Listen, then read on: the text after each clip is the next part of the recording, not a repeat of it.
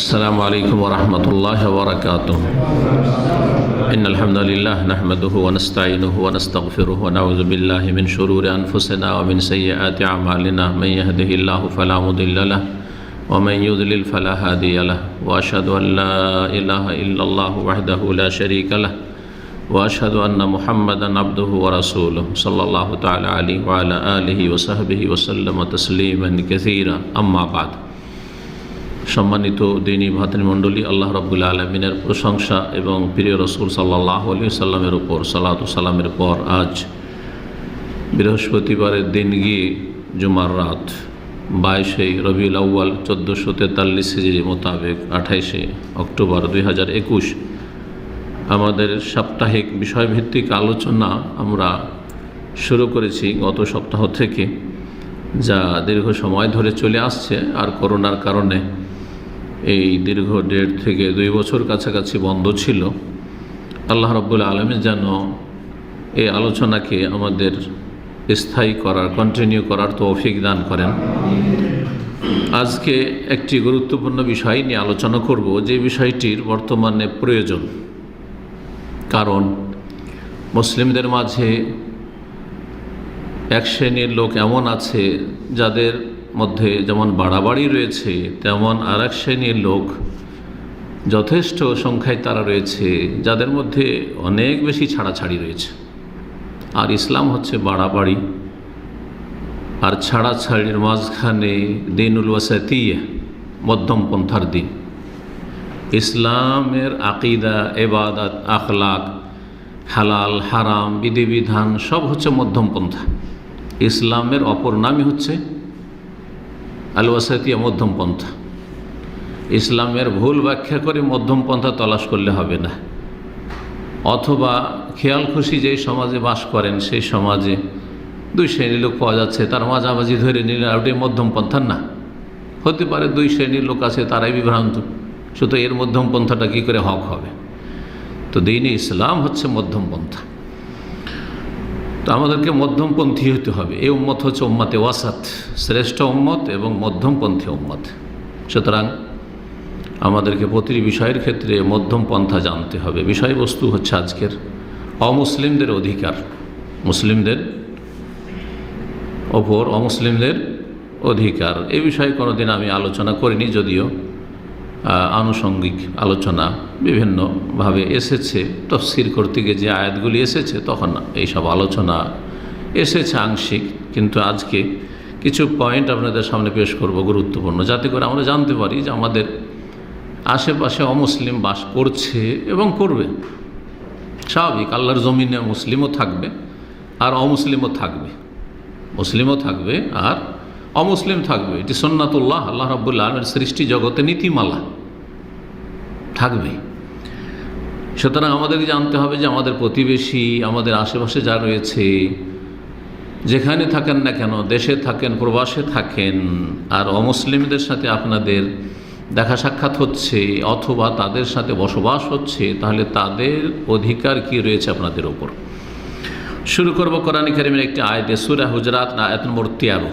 আল্লাহ রাব্বুল আলামিন ইরশাদ করেছেন এই আয়াতে, ইয়া আইয়ুহান নাস, হে মানব সকল, ইন্না খালাকনাকুম মিন যাকারিন ওয়া উনসা, নিশ্চয়ই আমি তোমাদেরকে সৃষ্টি করেছি এক পুরুষ এবং এক নারী থেকে। সমস্ত মানুষকে আল্লাহ সম্বোধন করেছে। এখানে কিন্তু শুধু মুমিনদের সম্বোধন করা হয়নি, মুসলিমদেরকে সম্বোধন করা হয়নি, প্রতিটি মানুষকে। ইয়া আইয়ুহান নাস, কোরআন কারীমের সম্বোধন 2 রকম রয়েছে। কোন কোন আয়াতে ইয়া আইয়ুহান নাস, হে মানব সকল, আর কোন কোন আয়াতে কি রয়েছে ইয়া আইয়ুহাল্লাযীনা আমানু, হে ইমানদারগণ, হে বিশ্বাসীগণ, হে মুসলিম। তাহলে মানুষকে সম্বোধন করা হলে তার অন্তর্ভুক্ত আমরাও, যেমন অমুসলিমরাও। সমস্ত মানুষকে আল্লাহ সম্বোধনকে বলছেন ইন্না খালাকনাকুম মিন যাকারিন ওয়া উনসা, নিশ্চয়ই তোমাদেরকে আমি সৃষ্টি করেছি এক পুরুষ এবং এক নারীর মাধ্যমে। তারা কে? আদম এবং হাওয়া আলাইহিমুস সালাম। আদম মানব জাতির পিতা আর হাওয়া মানব জাতির মাতা। সে মুসলিম হোক আর অমুসলিম হোক, সবার বাবা হচ্ছেন আদম আলাইহিস সালাম।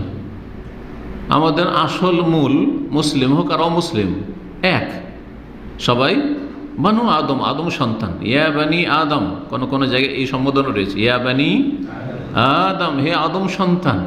আদম সন্তান মুসলিমও, আদম সন্তান অমুসলিমও। সে অমুসলিম, সে ইহুদি হোক, খ্রিস্টান হোক, হিন্দু হোক, বুদ্ধিস্ট হোক, জৈন হোক, অন্য কোনো ধর্ম অবলম্বী হোক, অথবা নাস্তিক হোক।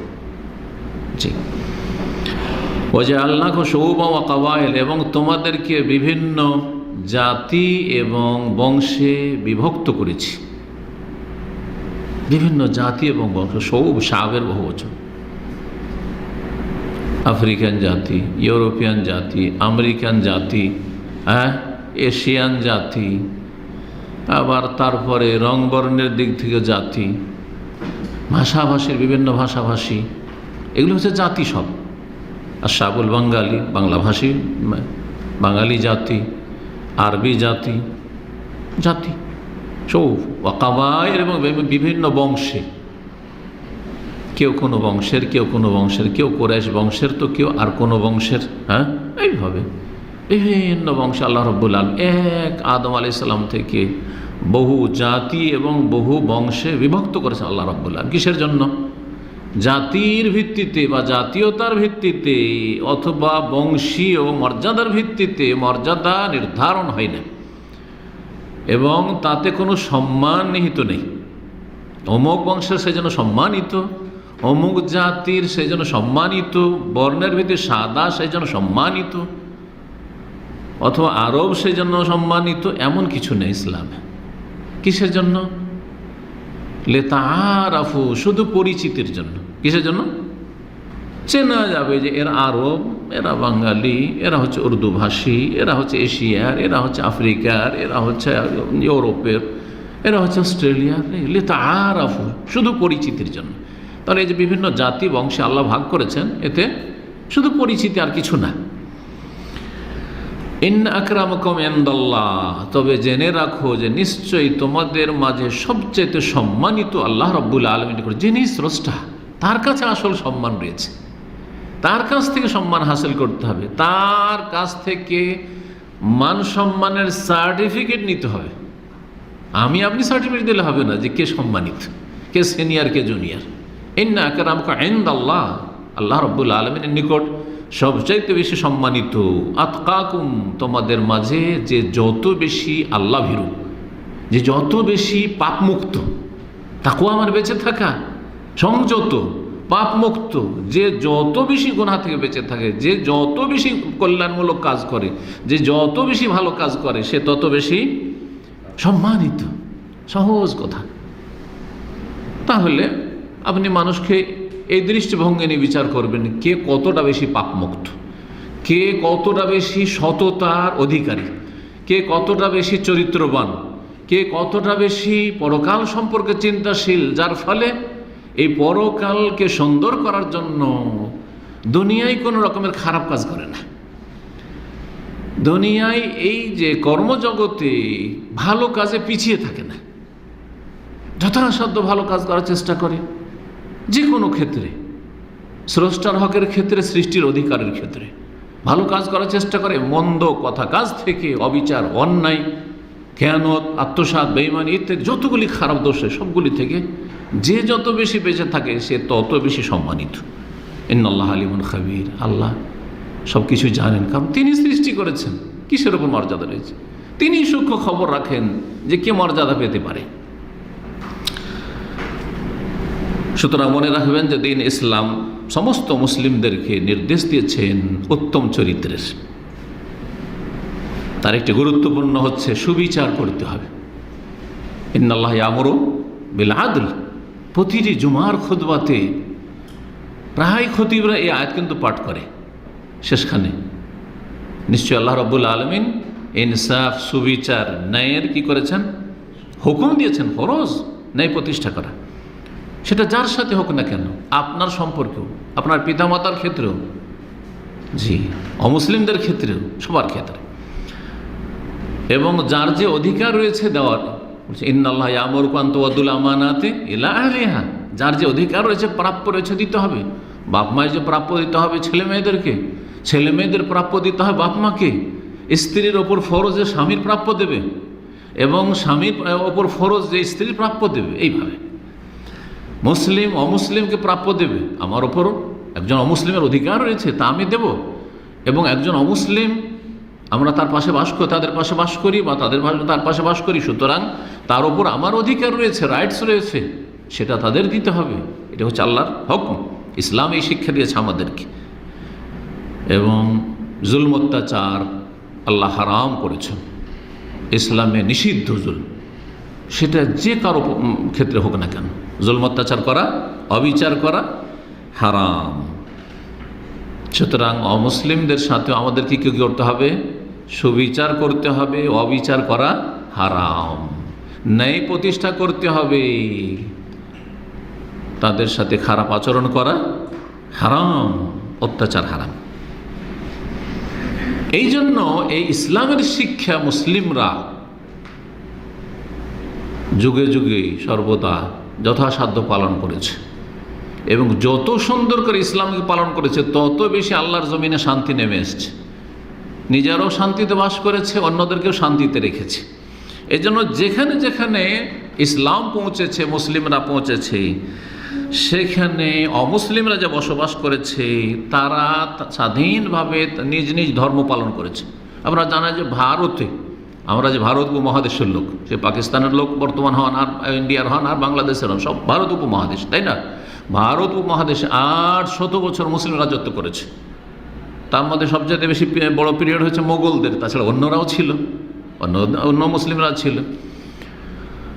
মুসলিমদের এত দীর্ঘ সময় ধরে রাজত্ব থাকা সত্ত্বেও সেই দেশে এখনও অমুসলিম সংখ্যাগরিষ্ঠ। এমনকি মুসলিম আমলেও, যখন মুসলিম রাজত্ব ছিল, তখনও অমুসলিমরা সংখ্যাগরিষ্ঠ। তাহলে যদি মুসলিমরা জুলম অত্যাচার করত, মুসলিমরা যদি সুবিচার কায়েম না করত, মুসলিমরা যদি অন্যায় করত, তাহলে কি এটা সম্ভব ছিল?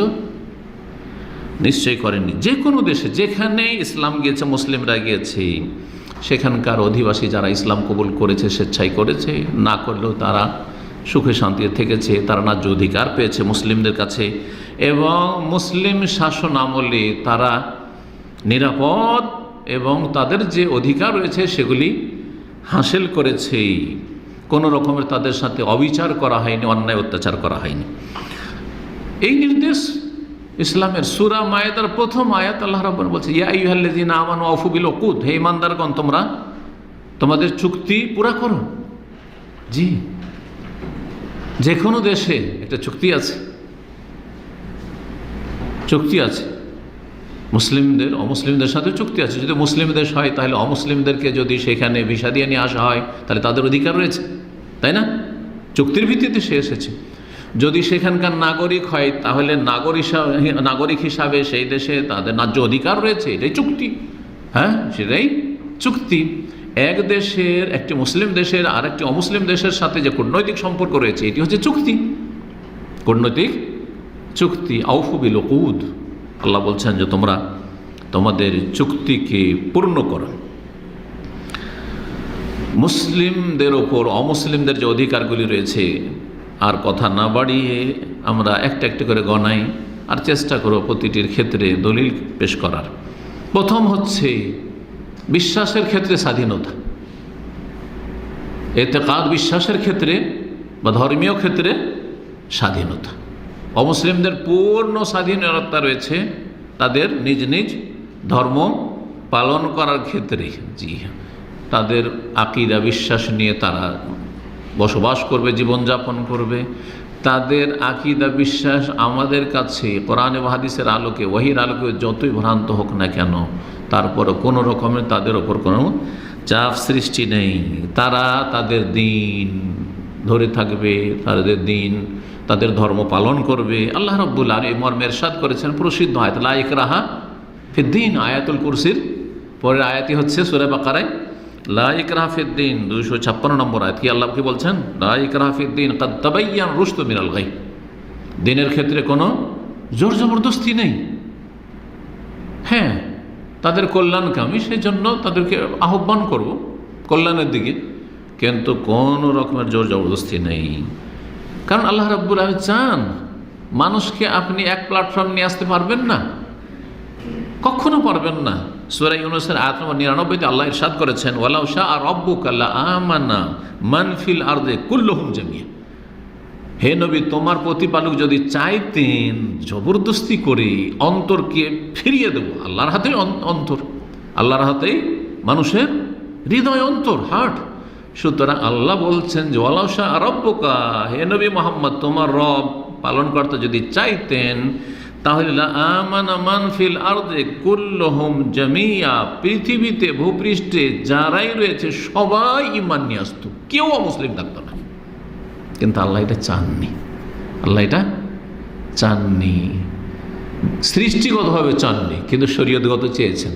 বলেছেন ঈমান নিয়ে আসো, বিশ্বাস করো, হ্যাঁ, আমার আসমানি বিধান মেনে চলো। এগুলো হচ্ছে শরঈ হুকুম, শরঈ চাওয়া। কিন্তু সৃষ্টিগত চাওয়া যে মানুষকে আল্লাহ কি করেছেন, স্বাধীন চিন্তা চেতনা দিয়ে পয়দা করেছেন। স্বাধীনভাবে ছেড়ে দিলাম, এই যে দুটো রাস্তা যাচ্ছে ওই রাস্তার মোড়ে ছেড়ে দিলাম। ওয়াকুলিল হাক্কু মির রাব্বিকুম, রবের পক্ষ থেকে সত্য আগত হয়েছে। ফামান শাআ ফালিউমিন, সুতরাং কেউ চাইলে বিশ্বাস করো, ঈমান নিয়ে আসো, মুসলিম হও। ওমান শাআ ফালিয়াকফুর, আর যদি কেউ না চায় তো অমান্য করুক। স্বাধীন, স্বাধীন।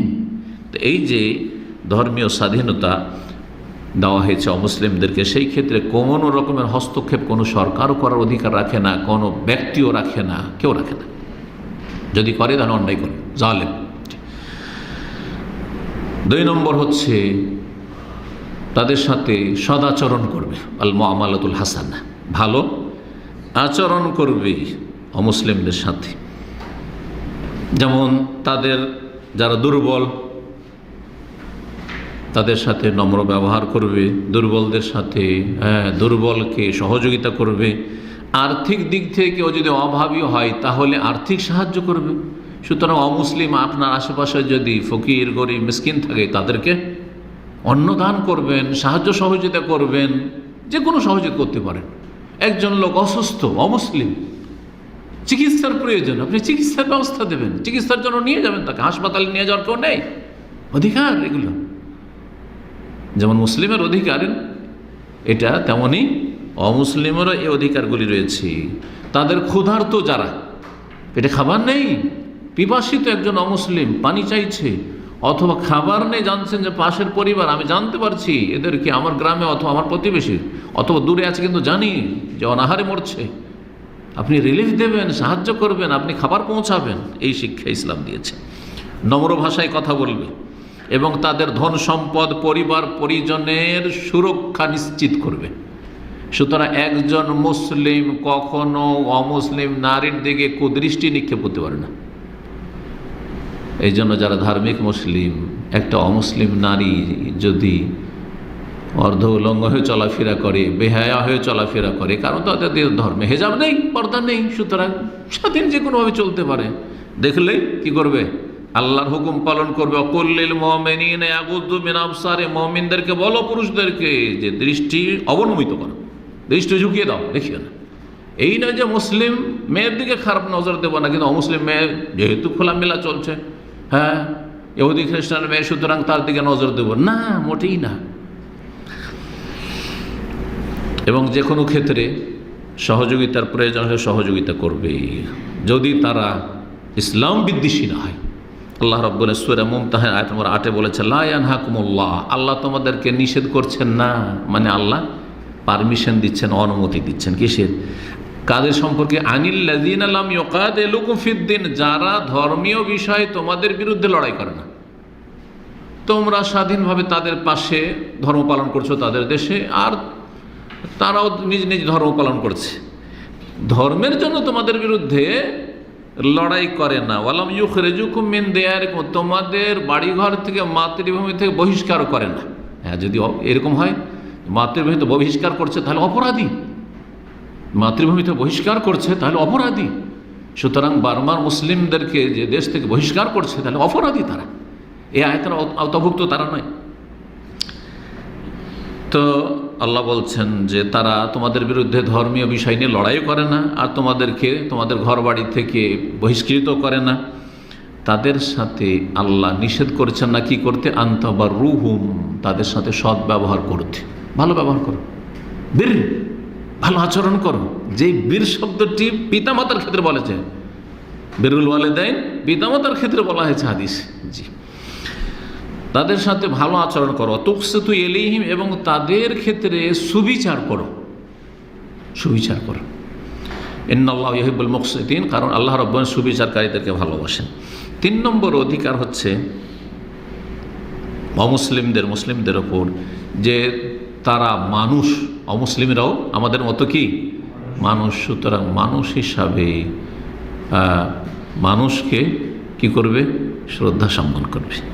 মানুষের যে সম্মান আল্লাহ দিয়েছেন, সে মানুষ হিসাবে মানুষকে সম্মান করবে। জি, সে মুসলিম হোক আর অমুসলিম হোক। কারণ আজকাল অনেকে আছে যদি দেখে ইউরোপিয়ান, ও তাই না, যদি দেখে যে অমুক দেশের পাসপোর্ট, যে দেশের পাসপোর্টের অনেক মূল্য, ও না, মোটেই না, এটা যেন না। আর একটা গরিব দেশের, সব পৃথিবীর মধ্যে সবচেয়ে গরিব দেশ এগুলো তৃতীয় বিশ্বের, একদম ছোট নজরে। অথবা পেশার ভিত্তিতে একজন লোক অনেক বড় পোস্টে, সেই জন্য তার সাথে তাকে বড় সম্মান করে। একজন ডাক্তার, ইঞ্জিনিয়ার, একজন আলেম, তাকে খুব সম্মান করছেন। কিন্তু একজন ক্লিনার রাস্তা সাফ করছে, ডোম মেথর, অমুসলিম, রাস্তা সাফ করছে, তারও মানুষ হিসেবে মানবাধিকার রয়েছে। মানবাধিকারের একটা গুরুত্বপূর্ণ দিক হচ্ছে যে কি করবে, মানুষ হিসাবে তাকে সম্মান করবে, যতই নিচু শ্রেণীর মানুষ হোক না কেন, পেশার দিক থেকে অথবা বংশীয় দিক থেকে, যে দিক থেকে বিভিন্ন রকমের যেসব আজকাল মানুষরা তৈরি করে নিয়েছে, আল্লাহর কাছে এসব নেই। কিন্তু আল্লাহ রাব্বুল আলামিন সূরা ইসরা, সূরা বনী ইসরাইল, যার অপর নাম, আয়াত নম্বর 70 বলেছেন, ওয়ালাকাদ কাররামনা বনী আদম, নিঃসন্দেহে সম্মানিত করেছি আমি কাকে, বনী আদম, আদম সন্তান কি। আর শুরুতে বলেছি আদম সন্তান মুসলিমও আর অমুসলিম। তাহলে বোঝা গেল যে মানুষ হিসাবে বনী আদমকে আল্লাহ কি করেছেন, সম্মানিত করেছেন। কীট পতঙ্গ বানাননি, পোকামাকড় বানাননি, হ্যাঁ, এদের গরু ছাগল বানাননি, শুকুর কুকুর বানাননি, আল্লাহ রাব্বুল আলামিন সম্মানিত করেছেন। সে সম্মান রক্ষা করলো না করলো সেটা পরকালে গিয়ে বুঝবে, যে তাকে যে আল্লাহ এত মর্যাদা দিয়েছে মানুষ হিসাবে, সবচেয়ে শ্রেষ্ঠ মানুষ, শ্রেষ্ঠ সৃষ্টি, এই সম্মানকে বহাল রেখেছে কিনা। কিন্তু আল্লাহ রাব্বুল আলামিন সম্মান দিয়েছেন মানুষকে, ওয়ালাকাদ কাররামনা বনী আদম। 4 নম্বর অধিকার অমুসলিমদের, সেটা হচ্ছে যে তাদের অনুভূতির খেয়াল রাখবে। প্রত্যেক মানুষের একটা অনুভূতি আছে, অনুভূতি আছে, কে কী চায়, কোনটা থেকে খুশি, কোনটাতে সে নাখুশ, তাই না, কোনটা তাকে ভালো লাগে, কোনটা তাকে ভালো লাগে না। সুতরাং মানুষের অনুভূতির খেয়াল রাখা। দাম্পত্য যেমন স্বামী স্ত্রীর জীবনে আপনার স্ত্রীর একটা অনুভূতি আছে, সে অনুভূতি আপনাকে বুঝতে হবে যে আপনি কোনটাতে খুশি হয়, কোনটাতে নাখুশ হয়, অসন্তুষ্ট হয়। স্বামীর অনুভূতি আছে, স্বামীর অনুভূতি আছে, সেই অনুভূতিতে আঘাত করলে হবে না। অনেকে কিন্তু মূর্খ, বুঝে না, আসলে চলতে জানে না। হয়তো স্বামী ঘেমে সারা দিনে ডিউটি করে, 8 ঘন্টা ডিউটি করে, অথবা প্রচণ্ড গরমের সময় বাইরে থেকে এসেছে, আর বেশ কিছু জরুরি বাজার আছে, ধরেন জরুরি বাজার আছে, এমার্জেন্সি, এখন পাকশাক করতে হবে, নেই, গ্যাস নেই ধরে, ঠিক আছে, একটু উদাহরণ দিলাম। স্বামী গেটে ঢুকতে মাত্র, আরে বাসায় গ্যাস নেই, কী পাক করবো, তুমি কী করেছো, তুমি কয়েকবার বললাম তুমি গ্যাস ট্যাস নিয়ে আসো, যাও যাও তাড়াতাড়ি করো, সে করো, এই জরুরি বাজার আছে, যাও যাও। আপনি তার অনুভূতির খেয়াল রাখলেন না? এই সময় ঘেমে গরমে ক্লান্ত পরিশ্রান্ত হয়ে এসছে, সেই সময় একটু ঠান্ডা হইতে দিতে হবে, একটু পানি এগিয়ে দিতে হবে, আর তারপরে ঠান্ডা হয়ে যাবে, মেজাজটা ঠান্ডা হয়ে যাক আর স্থির হয়ে যাক, তারপরে তখন বলেন যে এই প্রয়োজন রয়েছে, যা বলবেন বলেন, তাই না? আপনি যেমন চান তেমন আপনার স্ত্রীও, এই জন্য মাসিক অবস্থায় খিটখিটি মেজাজ থাকে মহিলাদের। আর সেই সময় যদি ওই আচরণটা করেন যে আচরণটা অন্য সময় করেন, তাহলে খারাপ হবে, খারাপ হবে, বেশি কষ্ট পাবে। তো প্রতিটি মানুষের প্রতিটি মুহূর্তে বা প্রতিটি সময়ে একটা অনুভূতি আছে, শোকের সময় আছে। আপনার স্ত্রীর মা মারা গেছে, বাপ মারা গেছে, ভাই মারা গেছে, ওর বাপ মা মারা গেছে অথবা ভাই মারা গেছে, আপনার অত ব্যথা হয়নি হয়তো, কিন্তু তারপরও সে অনুভূতিতে কী করতে হবে, আপনাকে শেয়ার করতে হবে, এইভাবে বুঝে নেন আর কি।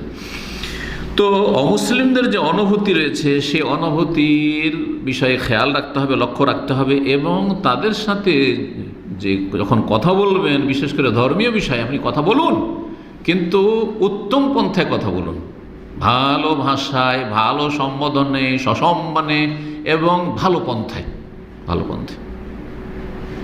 যেটা উপকারী হয়, অপকারী না হয়, যাতে আগ্রহী আকৃষ্ট হয়, হ্যাঁ, ঘৃণা না ছড়ায়। বাশশিরু ওয়ালা তুনাফির, রাসূলুল্লাহ যেটি বলেছেন, সুসংবাদ দাও মানুষকে, মানুষের মাঝে ঘৃণা চড়াইও না বা মানুষকে দূরে করে দিও না। সূরা আনকাবুতের আয়াত নম্বর 46 আল্লাহ বলেছেন, ওয়ালা তুজাদিলু আহলাল কিতাব ইল্লা বিল্লাতি আহসান, আহলে কিতাবদের সাথে তোমরা তর্কে জড়াইও না। আহলে কিতাব ইহুদি খ্রিস্টান, অমুসলিম, তাদের সাথে তর্ক করিও না ধর্মীয় বিষয়, কিন্তু তর্ক যদি করতে হয় ইল্লা বিল্লাতি হিয়া আহসান, যেটা বেশি উত্তম পন্থা, শুধু উত্তম পন্থা না, বেশি উত্তম পন্থা, অতি উত্তম পন্থা, সেই অতি উত্তম পন্থাই তাদের সাথে কি করো, ধর্মের বিষয়ে আলাপ আলোচনা করো। সুতরাং আপনি যখনই ধর্মের বিষয় বলবেন, নেগেটিভ প্রথমখানে একদম নেগেটিভের প্রয়োজন রয়েছে, কিন্তু এই নেগেটিভের ডোজটা কখন দেওয়া যাবে ওইটা আপনাকে একজন দায়ী হিসাবে বা একজন ইসলামের খাদেম হিসাবে আপনাকে বুঝতে হবে। প্রথমখানি শুরু করে দিলেন না, বরং খেয়াল রাখতে হবে যে কিভাবে এটা আর উপস্থাপনা করলে, কিভাবে পেশ করলে উপকার হবে, তার অন্তরে আমার কথাগুলি নামবে। অনুভূতির খেয়াল রাখার একটি দলিল পেশ করেছেন উলামায়ে কেরামগণ। রাসূলুল্লাহ সাল্লাল্লাহু আলাইহি ওয়াসাল্লাম অমুসলিমদের জানাজা যাচ্ছে, ইহুদির জানাজা যাচ্ছে, সাহাবীদেরকে বলছেন যে তোমরা দাঁড়িয়ে যাও। হাদিস সহিহ বুখারীতে রয়েছে, নবী সাল্লাল্লাহু আলাইহি ওয়াসাল্লাম এর পাশ দিয়ে আর সাহাবীরা আছেন, মাররাত বিহি জানাজা, একটা জানাজা ওখান দিয়ে অতিক্রম করলো, জানাজা নিয়ে। ফাকামা, রাসূলুল্লাহ সাল্লাল্লাহু আলাইহি ওয়াসাল্লাম দাঁড়িয়ে গেলেন, নিজে দাঁড়িয়ে গেলেন। সুবহানাল্লাহ, রাসূলুল্লাহ সাল্লাল্লাহু আলাইহি ওয়াসাল্লাম সাইয়্যিদুল মুরসালিন, পৃথিবীর সমস্ত মানুষের শ্রেষ্ঠ মানুষ, খাতামুল আম্বিয়া, তিনি জানাজা পাশ দিয়ে যাচ্ছে, বসেছিলেন, দাঁড়িয়ে গেলেন। ফাকিল আল্লাহু, তখন তাকে সাহাবীরা বললেন, ইন্নাহা জানাজা তো ইহুদি, ইয়া রাসূলুল্লাহ, এটি ইহুদির জানাজা,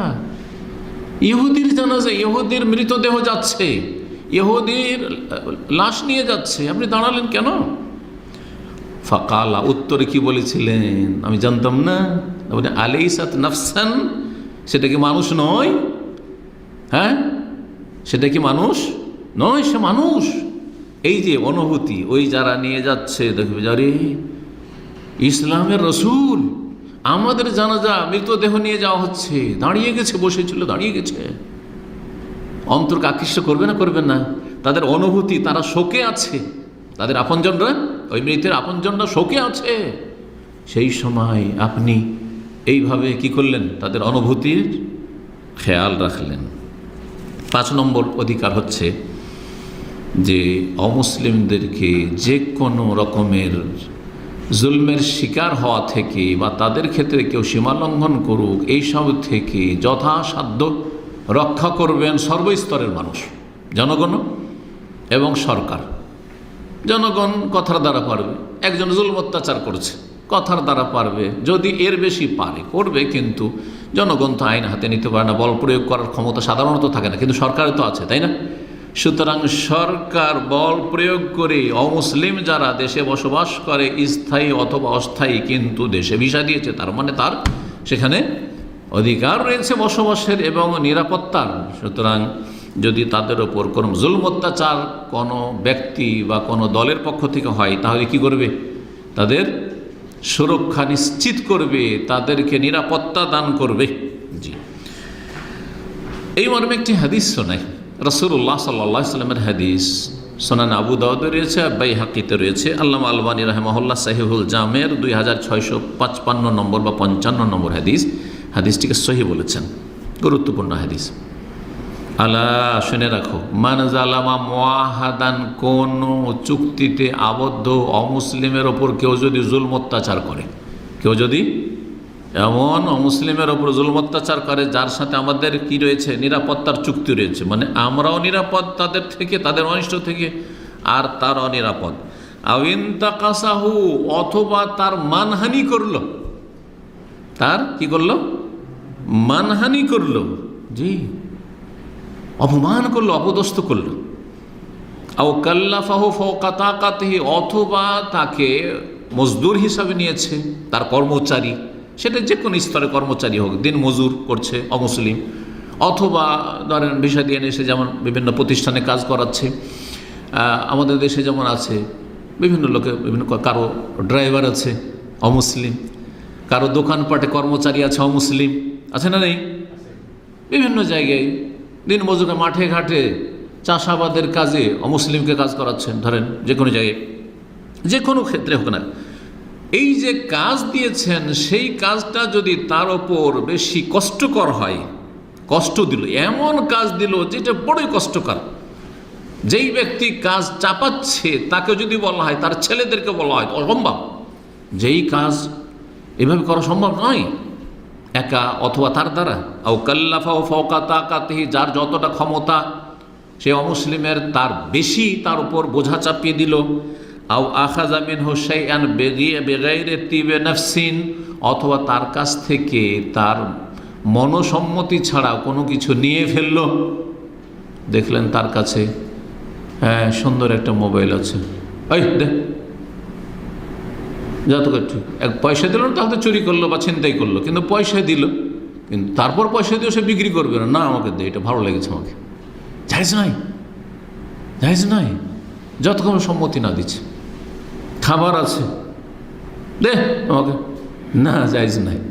কোনো কিছুর ক্ষেত্রে যতক্ষণ পর্যন্ত সন্তুষ্ট হয়ে না দিচ্ছে, কোনো কিছু যদি কেউ নিয়ে নেয় অসম্মতি থাকা সত্ত্বেও, এই কাজগুলি যদি করে, জুলুম করে, মানহানি করে, অপমান অপদস্থ লাঞ্ছিত করে, অথবা তার যে ক্ষমতা তার বেশি ক্ষমতার বাইরে যদি অতিরিক্ত কাজ দেয়, অথবা কোনো কিছু তার কাছ থেকে নিয়ে নেয়, লুটপাট করে নিল, চুরি করে নিল, ডাকাতি করে নিল, ছিনতাই করে নিল, অথবা যে কোনো কিছুর ক্ষেত্রে যা করলো নিল, ফানা হাজিজহু ইয়াউমাল কিয়ামা, তাহলে আমি সেই অমুসলিমের পক্ষ থেকে সেই মুসলিমের বিরুদ্ধে কিয়ামতের ময়দানে বিচার দিবসে কি করব? বাদী হব, আল্লাহর সামনে বাদী হব। রাসূলুল্লাহ বলছে, কার পক্ষ নেবেন? সে অমুসলিমের পক্ষ নেবেন, কারণ সে মজলুম। মুসলিম আর অমুসলিমের ব্যাপার নয়, এখানে কি সে নির্যাতিত, তার সাথে অবিচার করা হয়েছে, তার উপর অন্যায় করা হয়েছে, সেই জন্য। জি, ইমাম সৈয়দী রহমতুল্লাহ আলাইহি তার একটি কিতাব রয়েছে মাতালিবুল নুহা, তাতে বলেছেন ইয়াজিবু আলাল ইমাম, মুসলিম শাসকের উপর ফরজ হিফজু গায়রিল মুসলিমিন, মুসলিম দেশে যে সংখ্যালঘু আছে বা যেসব মুসলিম রয়েছে, আর মুসলিম শাসক সংখ্যাগরিষ্ঠও থাকতে পারে, কখনো হয়তো সংখ্যাগরিষ্ঠ অমুসলিম, কিন্তু মুসলিম শাসক মুসলিম, যে কোনো স্তরের শাসক হোক, সে ওপর মহলের শাসক হোক অথবা এলাকার কেউ হোক, ধরেন ডিসি হোক, ডিএম হোক, এসপি হোক, অথবা ধরেন আপনার এমপি হোক, যার হাতে ক্ষমতা আছে, যে কোনো মুসলিম শাসকের ওপর ফরজ হচ্ছে হেফজু গায়রিল মুসলিমিন, অমুসলিমদের সুরক্ষা নিশ্চিত করা। ওমান ও মাইয়ুযিহিম, কেউ যদি তাদের কষ্ট দেয় তাহলে কষ্ট যেন না দিতে পারে প্রতিরোধ করা। যারা অন্যায়কারী, যারা জুলম অত্যাচার করবে বা কষ্ট দেবে, সেই কষ্ট যাতে না দিতে পারে, অথবা যারা কষ্ট দেবে তাদেরকে পানিশমেন্ট করা। ওয়াফাক্কু আসরিহিম ওয়া দাফু মান কাসাদাহুম বিআদান, কেউ যদি অন্যায়ভাবে তাদের বন্দী করে তাহলে তাদেরকে বন্দিমুক্ত করা, অন্যায়ভাবে যদি বন্দী করে, অপরাধী মুসলিম অপরাধী হলেও বন্দী করতে হবে, অমুসলিম অপরাধী হলেও বন্দী করতে হবে যদি অপরাধী হয়, কিন্তু অপরাধী যদি নির্দোষী হয় তাহলে তাকে মুক্ত করবে। এবং যারা তাদের ওপর জুলম অত্যাচার করতে চায় তাদের প্রতিহত করা, তাদের কি করা? প্রতিহত করা। 6 নম্বর অধিকার মুসলিমদের ওপর হচ্ছে সামাজিক সংহতি, তাকাফুল ইজতিমাই বলা হয় এটাকে, সামাজিক সমাজে যে বসবাস করছে মুসলিমদের সাথে অমুসলিমরা, একটা সামাজিক কী রয়েছে, সংহতি, ঐক্য, সমাজের যে সহাবস্থান, একসাথে বসবাস করা, এই বিষয়গুলি। এই ক্ষেত্রে যদি দেখা যায় যে সেখানে এমন কিছু লোকেরা বসবাস করছে অমুসলিম মুসলিমদের সাথে, যারা অসহায়, যারা নিজের রোজগার করতে সক্ষম নয়, বার্ধক্যে পৌঁছে গেছে, বিধবা, অনাথ, ইয়েতিম, যাদের কোনো ইনকাম সোর্স নেই, তাহলে কি করতে হবে? তাদের সরকারের উপর ফরজ হচ্ছে ওয়াজিবুন আলা দাওলাল ইসলামিয়া, মুসলিম সরকারের ফরজ হচ্ছে তাদের কি করা? তাদের সহযোগিতা করা, তাদের পাশে দাঁড়ানো। যেমন মুসলিমদের করবে তেমন এই ক্ষেত্রে অমুসলিমদের করবে। এই নয় যে শুধু অমুসলিমদেরকেই দিবে ভাতা আর মুসলিমদের দেবে না, এটা নয়। যেমন মুসলিমদেরকে ভাতা দিয়ে মুসলিমদের মধ্যে যারা অসহায় রয়েছে, বৃদ্ধ, তার দেখাশোনার কেউ নেই। দেখেন পশ্চিমা দেশে কিন্তু এইগুলো আইন অনেক আছে। যারা পশ্চিমা দেশে সম্পর্কে খবর রাখেন অথবা পশ্চিম দেশে যারা আত্মীয় স্বজন আছে খবর নেবেন, মা বাবাকে নিয়ে গেছে, বুঝতে পারছেন? আর পশ্চিমা দেশে মা বাবার খরচ সরকার দিচ্ছে, কারণ ওর ইনকাম করার বয়স নেই, 60-70 উপরে হয়ে গেছে, একটা বয়স আছে 60-এর উপরে বা কিছু, জি খরচ দিচ্ছে, যথেষ্ট খরচ, তার বাসা ভাড়া হয়ে যাবে, তার খাওয়া দাওয়া হয়ে যাবে, তাদের চিকিৎসা ফ্রি, চিকিৎসা ফ্রি। কিন্তু যারা ইনকাম করে না, তাদের জন্য চিকিৎসা ফ্রি না, তাদের ইন্স্যুরেন্স লাগবে, তাদেরকে ট্যাক্স ভরতে হবে, ট্যাক্স দিলে তার বিকল্প তারা কিছু দিচ্ছে, এমন না যে শুধু ট্যাক্স নিচ্ছে আর কিছু দিচ্ছে না, দিচ্ছে। জি, এইরকমই আমি জানি, এমন পরিবারকে জানি যেই পরিবারে প্রতিবন্ধী আছে, প্রতিবন্ধীর পুরো খরচ দিচ্ছে, সেই প্রতিবন্ধীর খরচে প্রতিবন্ধীরও ভরণ পোষণ হচ্ছে, আর ওর মা আছে, ওর বাবা ছেড়ে চলে গেছে। এরকম বহু ঘটনা আছে, আর বহু এরকম ফ্যামিলির সাথে আমার মানে পরিচিতি আছে পশ্চিমা দেশে। ওই প্রতিবন্ধীর খরচে ওর মায়েরও খরচ আছে। চাকরি যদি না থাকে, চাকরি পায়, চাকরি করছিল একজন, চাকরি ছুটে গেছে, না খেয়ে মরবে। অনেক দেশ আছে না খেয়ে মরে যাক, কোনো খোঁজ খবর নেই সরকারকে, না ওটাই না, যেদিন চাকরি বন্ধ হয় সেই দিন থেকে সরকার ভাতা দিচ্ছে। এগুলো ইসলাম শিখিয়েছে আগে, 1400 বছর আগে ইসলাম শিখিয়েছে। আরে পশ্চিমারা তো এটা শুরু করেছে না 100-200 বছর আগে, কিন্তু ইসলাম 1400 বছর আগে শিখিয়েছে। এটাকে বলা হয় সোশ্যাল বা সামাজিক সংগতি। ওমর রাদিয়াল্লাহু তাআলা খেলাফত আমলে, দলিল বলছি, খলিফা ছিলেন আমিরুল মুমিনিন ওমর রাদিয়াল্লাহু আনহু। তিনি একদিন কোনো এক এলাকাতে অতিক্রম করছেন, কোন একটা মুসলিম বাড়ি বা অমুসলিম বাড়ি, বাড়ির বাইরে একজন ভিক্ষুক, বৃদ্ধ ভিক্ষুক ভিক্ষা করছে, চাইছে কিছু। তখন ওমর রাদিয়াল্লাহু তাআলা জিজ্ঞেস করলেন, যারে তুমি এইরকম কেন ভিক্ষা করছো, কিসের জন্য চাইছো, তোমার কি অভাব আছে? যে আমার অনেক খরচ খরচা আছে, আর আমার খরচ বহন করার কেউ নেই। তখন তিনি বাইতুল মালের যিনি ক্যাশিয়ার ছিলেন, ক্যাশিয়ার বাইতুল মাল, খেলাফত আমলে কি ছিল? বাইতুল মাল, সরকারি ফান্ড, সরকারি ফান্ডের যিনি দায়িত্বশীল, তাকে সাথে সাথে ফরমান জারি করলেন। প্রথম কথা, অন্য রাতে একটু বিস্তারিত রয়েছে, নিজের বাড়ি থেকে তখনই কিছু দিয়ে দিলেন তাকে, তুমি ভিক্ষা করিও না, ভিক্ষার পেশা ভালো না, ভিক্ষা করিও না তুমি, তাকে তখনকার মতো তার প্রয়োজন মিটিয়ে দিলেন। আর বাইতুল মালের যে দায়িত্বশীল তাকে বললেন যে অনজুর হাজাল ইয়াহুদি, জিজ্ঞেস করলেন যে তোমার ধর্ম কি? ওঠে ইহুদি, ইহুদি তুমি এরকম ভিক্ষা করছো কেন? এ কথা বললেন না যে ইহুদি ভিক্ষা করুক, হ্যাঁ ইহুদির সহযোগিতা করব না, ইহুদির সামাজিক এইরকম কোনো দায়িত্ব আমাদের নেই, বললেন না। মনজুর হাজাল ইহুদি, এই ইহুদিকে দেখো, শেখুন কবিরুন দরিরুল বাসার, অত্যন্ত বেশি বৃদ্ধ হয়ে গেছে এবং দুই চোখ অন্ধ হয়ে গেছে, দুই চোখে ভালো করে দেখে না।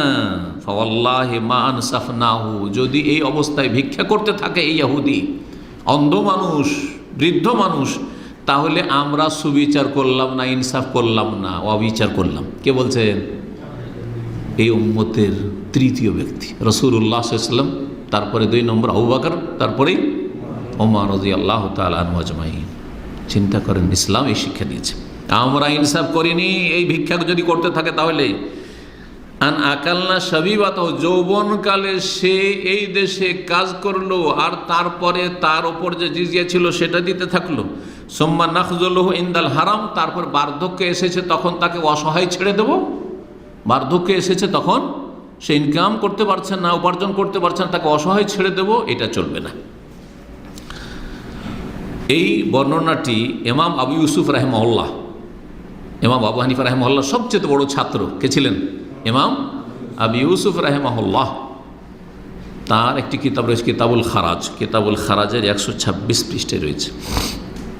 7 নম্বর অধিকার অমুসলিমদের, যেমন মুসলিমরা কাজকর্ম করার স্বাধীনতা রাখে, উপার্জনের স্বাধীনতা রাখে, ব্যক্তি মালিকানার স্বাধীনতা রাখে, নর হোক আর নারী হোক। এটাও এখানে শুনে রাখেন। যেমন আপনার ব্যক্তি মালিকানা রয়েছে, আপনার স্ত্রীরও ব্যক্তি মালিকানা রয়েছে। অনেক জালেম পুরুষরা, স্বামীরা কি করে জানেন? স্ত্রীর ইনকাম খেয়ে ফেলে, বেতন নিয়ে আসে ও পুরোটা দখল করে ফেলে। এমনকি গ্রামে গঞ্জে বেচারা মহিলা আমরা ছোটোকালে দেখেছি মুরগি বিক্রি করেছে, মুরগি পুষে, হাঁস পুষে হাঁস বিক্রি করেছে, আরে হাঁস মুরগের ডিম বিক্রি করেছে, ওই পয়সাটাও স্বামী নিয়ে নেয়। কত বড় জালেমের জালেম, কথা বুঝতে পারছেন? চল, তার ব্যক্তি মালিকানা আছে, আপনার এই অধিকার নেই এভাবে নিয়ে নেওয়া। চাকরি করে, আজকাল চাকরির যুগ, মহিলারা তো চাকরি করতে ছুটেছে, চাকরি করে। অবশ্য চাকরি করার ক্ষেত্রে স্বামীর অনুমতি নিতে হবে, কারণ স্বামী অধিকার আছে যে সে সংসার কাজ, ঘরের কাজ সামলাবে স্ত্রী, আর বাইরের কাজগুলো পুরুষ সামলাবে। কিন্তু চাকরির অনুমতি দিয়ে দিলে তারপরে আপনি বিনা শর্তে যদি অনুমতি দিয়ে দেন, তারপরে তার বেতনটা আপনি খেয়ে ফেলবেন বা দখল করে ফেলবেন, এটা চলবে না। কবজা করে নেবেন, এটা চলবে না। বা অর্ধেক 50-50, আমি অর্ধেক খরচ দিই, তুমি অর্ধেক খরচ দাও, এটা চলবে না। সে স্বেচ্ছায় দেয়, সেটা আলাদা বিষয়। তো অমুসলিমদের কর্মের অধিকার রয়েছে, দেশে যেখানে আছে কাজ করার অধিকার রয়েছে, উপার্জনের অধিকার রয়েছে, স্বাধীনতা রয়েছে, আর ব্যক্তি মালিকানা রয়েছে। তাদের কি রয়েছে? ব্যক্তি মালিকানা, স্বাধীন। যেমন আপনার ব্যক্তি মালিকানা আছে, তেমন অমুসলিমেরও ব্যক্তি মালিকানা রয়েছে। সময়ের স্বল্পতার জন্য আর বিস্তারিত বেশি কিছু বলছেন। 8 নম্বর যেটি আলোচনা করব সেটা হচ্ছে তাদের ধর্মের যেসব বিধিবিধান রয়েছে সেগুলি তারা স্বাধীনভাবে পালন করবে। ধর্মের বিধিবিধানে বিশেষ করে যেটা পার্সোনাল ল, যাকে ইংলিশে কি বলা হয়? পার্সোনাল ল বলা হয়। অর্থাৎ বিবাহ শাদীর ক্ষেত্রে, তালাকের ক্ষেত্রে এবং ধন সম্পদের ভাগ বন্টনের ক্ষেত্রে ইসলামে বিবাহের নিয়মকানুন রয়েছে, আছে না নেই? তারপরে বিস্তারিত আলহামদুলিল্লাহ, যেহেতু দিন ইসলাম হচ্ছে পূর্ণাঙ্গ দিন, সুতরাং সবচেয়ে সুন্দরভাবে ইসলামে রয়েছে বিবাহ শাদীর বিধিবিধান এবং সবচেয়ে উত্তম পন্থা রয়েছে। তালাকের বিধিবিধান রয়েছে, হ্যাঁ, তালাকের রাজি কখন, বায়েন কখন, মোকাল্লাজা কখন ফিরাতে পারবেন, কখন ফিরাতে পারবেন না। মিরাজ, ধন সম্পদের ভাগ বন্টন কোরআনে কারিমে আল্লাহ স্বয়ং ভাগ করে দিয়েছেন, আর হাদিসে বিস্তারিত আলোচনা রয়েছে। বুঝতে পারছেন না? অমুসলিমদের বিধিবিধান অন্যরকম। ধরেন অমুসলিমদের কাছে ভাই বোন সমান সমান পাবে, কিন্তু ইসলামে লিজাকারি মুসলিম হাজুল সাইন। হিন্দু ধর্মে এখন সরকারি আইনে সমান সমান দিতে শুরু করেছে, কিন্তু হিন্দু ধর্মে আসলে মেয়েদের ভাইয়ের সাথে বোনের কোনো ধন সম্পদ অধিকার ছিল না। তো তাদের বিধান তারা মেনে চলবে, এ কথা বলা যাবে না। ইসলামেরটাই মানতে হবে, ইসলামের আলোকে ধন সম্পদ ভাগ করতে হবে মৃত ব্যক্তির, ইসলামের আলোকে বিয়ে করতে হবে, ইসলামের আলোকে তোমাদের ডিভোর্স হবে না। না না, তাদের ধর্ম তারা এইসব বিষয়গুলিতে পালন করবে। তাদের ধর্মে একটা কিছু হালাল আর আমাদের হারাম, তাহলে তাদের স্বাধীনতা থাকবে। যেমন ধরেন অমুসলিম বিড়াল খাচ্ছে, খ্রিস্টান শুকুর খাচ্ছে না, যদিও শুকুর খাওয়া খ্রিস্টান ধর্মেও হারাম, কিন্তু তারা খাচ্ছে, ধর্মের পরোয়া না করে খাচ্ছে। সুতরাং একজন খ্রিস্টান বাস করলে তাদের স্বাধীনতা রয়েছে যদি সেখানকার নাগরিক হয়। তাহলে যদি প্রবাসী হয়, তাহলে যে চুক্তির ওপর এসে যদি চুক্তি থাকে যে না এসব করতে পারবে না, তাহলে চুক্তি আউফাবিল, চুক্তি পুরা করতে হবে। প্রকাশ্যে কিছু করতে পারবে না, প্রকাশ্যে এই অধিকার রয়েছে মুসলিম সরকারকে যে এগুলো করতে পারবে না।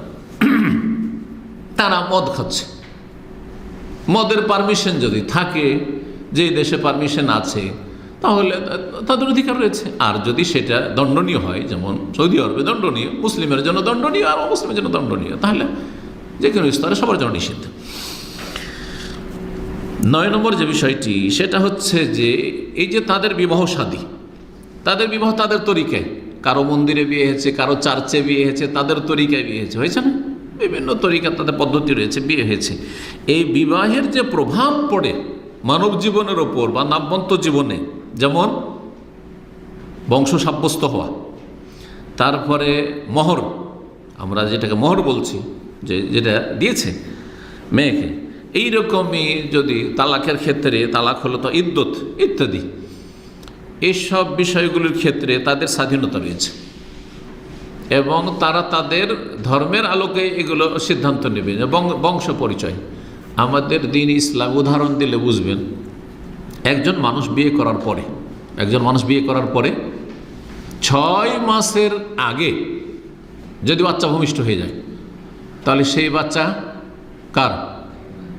ওই লোকের না, কিন্তু ওই স্বামীর না, কারণ কমপক্ষে গর্ভধারণের সময় হচ্ছে 6 মাস, 5 মাসে। এরকম ঘটনা ঘটেছে, বিয়ে করে এসেছে 4 মাসে বাচ্চা হয়ে গেছে, আগে থেকে অলরেডি বাচ্চা পেটে ছিল, বুঝতে পেরেছেন? তাহলে বাচ্চা না ওর। কিন্তু যদি অমুসলিমদের ধর্মে এটা থাকে যে না, তাদের 5 মাসে হয়ে যায়, তাহলে তাদের বংশ পরিচয় তাদের থাকবে, বলা যাবে না যে আরো সন্তান, তোদের কাছে ওইটা তোরই সন্তান, যা, কিন্তু আমাদের কাছে ওইটা ওর সন্তান না, বুঝতে পেরেছেন? ইসলামের আলোকে। 10 নম্বর অধিকার, তাদের যে ব্যবসা বাণিজ্য, তাদের আপোষে যে ব্যবসা বাণিজ্য রয়েছে সেগুলির স্বাধীনতা রয়েছে। মুসলিমদের জন্য অমুসলিমদের সাথে ব্যবসা বাণিজ্যের আদান প্রদান সেটাও জায়েজ। এই জন্য রাসূলুল্লাহ সাল্লাল্লাহু আলাইহি ওয়াসাল্লাম মদিনার একজন ইহুদির কাছ থেকে শেষ জীবনেই, রাসূলুল্লাহ সাল্লাল্লাহু আলাইহি ওয়াসাল্লামের তিরোধানের পূর্বের ঘটনা এটা, সহিহ বুখারীতে হাদিস রয়েছে, 2 জায়গায় হাদিস সহিহ বুখারীতে রয়েছে।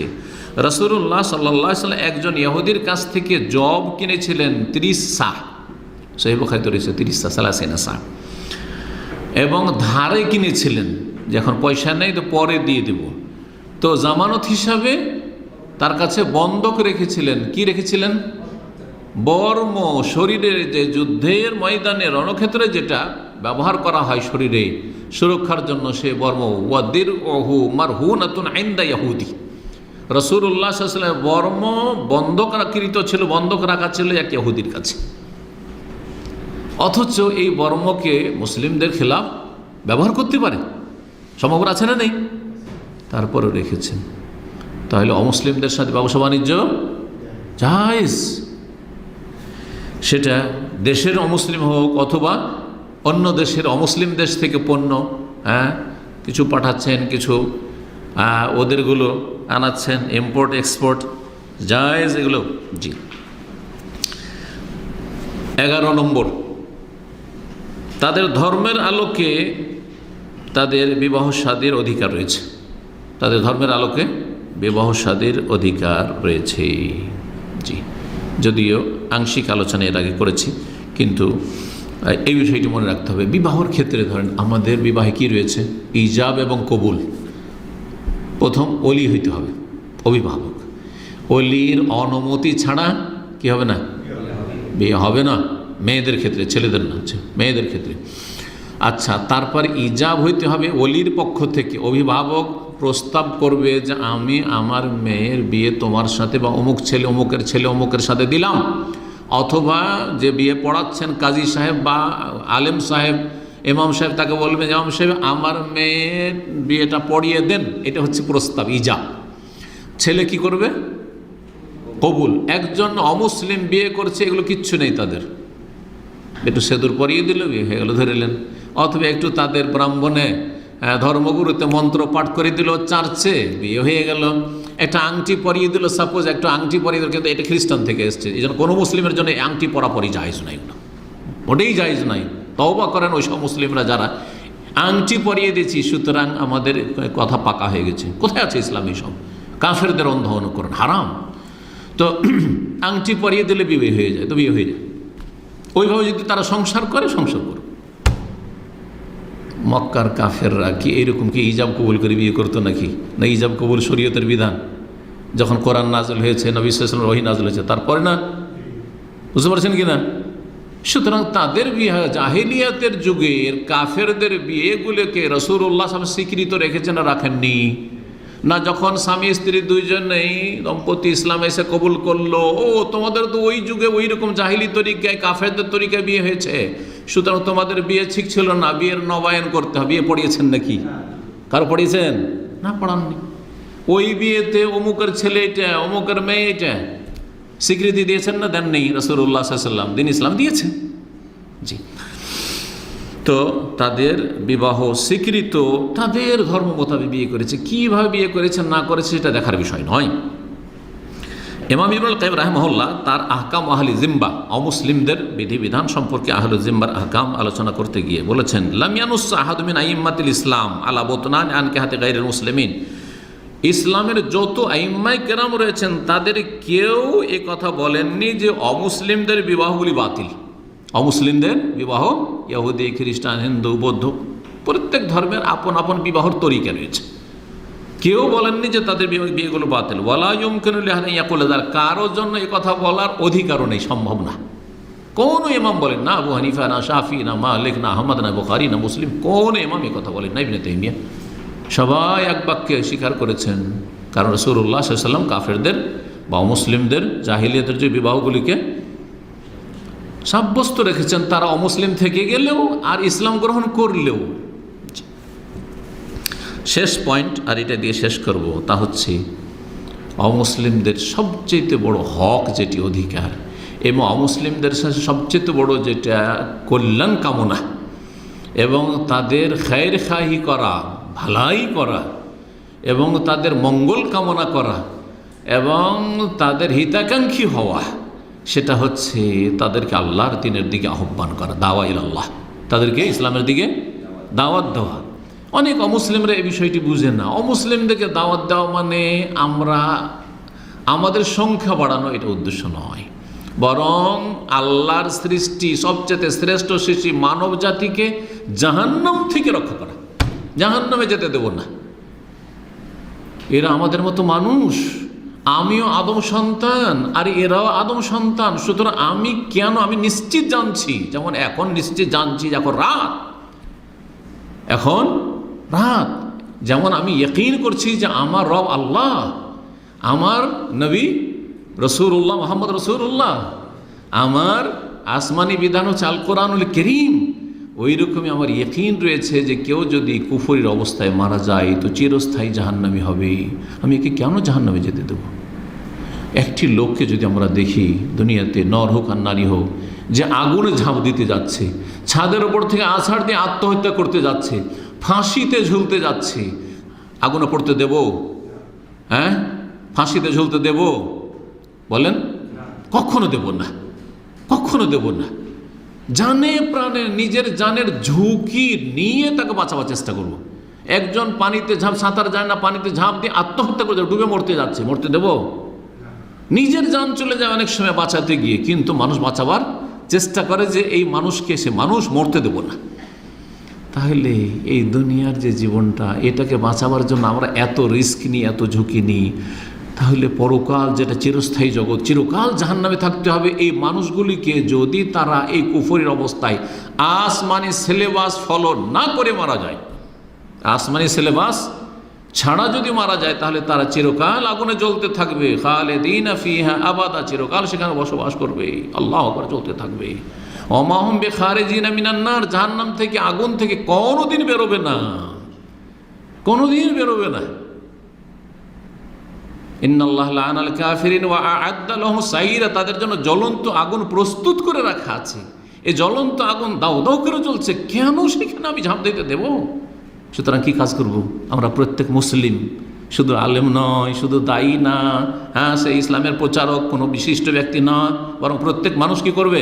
আপন আপন জায়গা থেকে তাদেরকে আহ্বান করবে জান্নাতের দিকে। আল্লাহু ইয়াদু ইলা দারিস সালাম, শান্তির ঘরের দিকে আল্লাহ আহ্বান করেছেন, শান্তির ঘর জান্নাত। সুতরাং জান্নাতের দিকে আহ্বান করব, জাহান্নাম থেকে বাঁচাবার চেষ্টা করব মানব জাতিকে।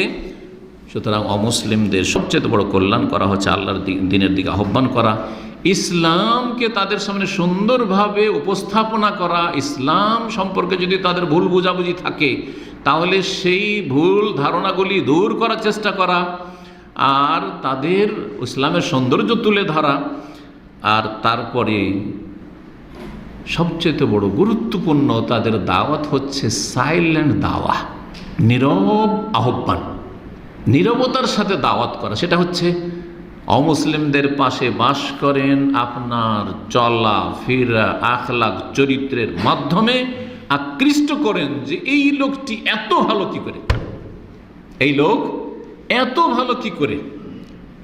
জি, অমুসলিমরা সৌদি আরবে অনেকেই যারা বসবাস করে প্রবাসী হয়ে, আমি তাদের স্ট্যাটাস দেখেছি সোশ্যাল মিডিয়াতে। একজন মহিলা, শিক্ষিতা মহিলা স্ট্যাটাস দিচ্ছে ভারতের, সে জেদ্দায় থাকে, কোনো একজন ডাক্তার, ফিমেল ডাক্তার, সে স্ট্যাটাস দিয়েছে। এইরকম অনেকগুলি দেখেছি, কিন্তু এটা মনে আছে এই করোনার যুগে দেখেছি যে যেইভাবে সৌদি আরবে আমরা সার্বিক দিক থেকে নিরাপদ, নিজের দেশে নিরাপদ নয়।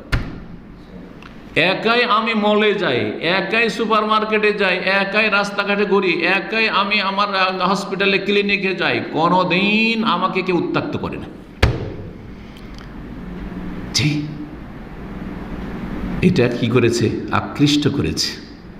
এই আকৃষ্ট আমরা করতে থাকবো আমাদের আখলাক চরিত্র দিয়ে তাদেরকে, তখন তার সে মানুষ প্রশ্ন জাগবে যে এত ভালো মানুষ কি করে হইতে পারে। জীবনে মিথ্যা কথা বলবো না, জীবনেও ধোকা দেব না। আমার কাছে গাড়ি খরিদ করতে এসছে একজন অমুসলিম, গাড়িতে যা দোষ আছে সব বলে দেব। অবাক হবে, আরে আমার খ্রিস্টান আমার স্বজাতি, ইহুদি আমার স্বজাতি, সে জীবনেই বলবে না আমাকে কত ধোকা দিয়েছে।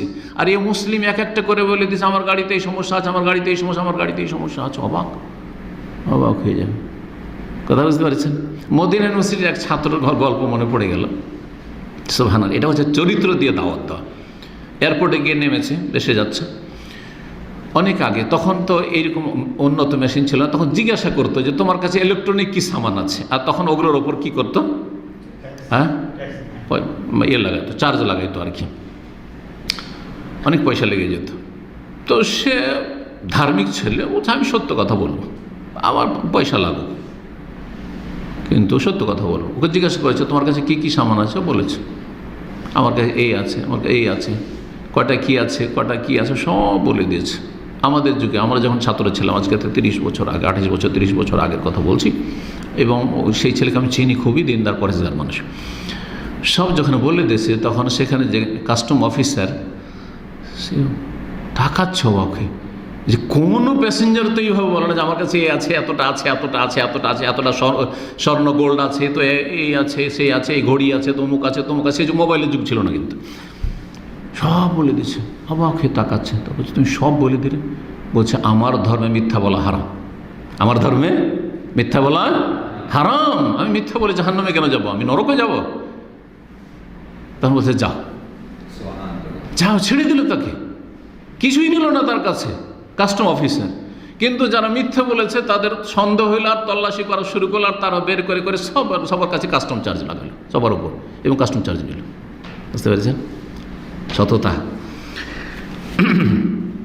তো চরিত্রের মাধ্যমে দাওয়াত দিতে হবে। নবী করিম সাল্লাল্লাহু আলাইহি সাল্লাম বলেছেন মান দাল্লা আলা খাইরিন ফালাহু মিসলু আজরি ফালি, কেউ যদি কল্যাণের রাস্তা দেখায় তার জন্য, যেই ব্যক্তি কল্যাণের কাজ করলো তার সমান সওয়াব প্রতিদান রয়েছে। আপনি একটা লোককে যদি জাহান্নামের রাস্তায় জান্নাতের রাস্তায় ফিরিয়ে দেন, যতগুলি ভালো কাজ করবে সেগুলির একটা ভাগ আপনি পেতে থাকবেন আপনি। সুতরাং এই কাজে কখনো পিছপা হবেন না, ভালো চরিত্রের মাধ্যমে। আর তার সাথে আরও যদি কিছু সম্ভব হয় তাহলে ভালো কথার মাধ্যমে ইসলামের দিকে, শান্তির ধর্মের দিকে আহ্বান করবেন। এটা তাদের উপর সবচেয়ে বড় ইহসান করা, অনুগ্রহ করা, এবং এটা তাদের জন্য, অমুসলিমদের সবচেয়ে বড় গিফট। আপনি যদি 1 লাখ টাকাও কোনো ব্যক্তিকে দিয়ে দেন, তো 1 লাখ টাকাই দিলেন, শেষে ও পাপ করে মারা গেল, জাহান্নামে যাবে না? যাবে না। কিন্তু আপনি একটা পয়সাও দিতে পারলেন না, কিন্তু সে জাহান্নামের রাস্তায় ছিল, তাকে জান্নাতের রাস্তায় লাগিয়ে দিলেন, আপনার ওসিলায় জান্নাত চলে গেল। কত বড় অনুগ্রহ করলেন আপনি, সবচেয়ে বড় হাদিয়া, সবচেয়ে বড় গিফট তাকে দিলেন আপনি। ঠিক এই জন্য যার মাধ্যমে যে হেদায়েত পায়, সে যে কত বড় তার উপরে ইহসান করেছে, এটা আপনি টাকা দিয়ে আপনি কিনে পাবেন না। টাকা দিয়ে কিনে পাবে না, টাকা দিলে কিন্তু আপনাকে যদি 10 লাখ টাকা দিই, 1 মিলিয়ন 10 মিলিয়নও দিয়ে দিই তো কি, হ্যাঁ হতে পারে যে টাকায় আপনাকে খারাপ করে দিল।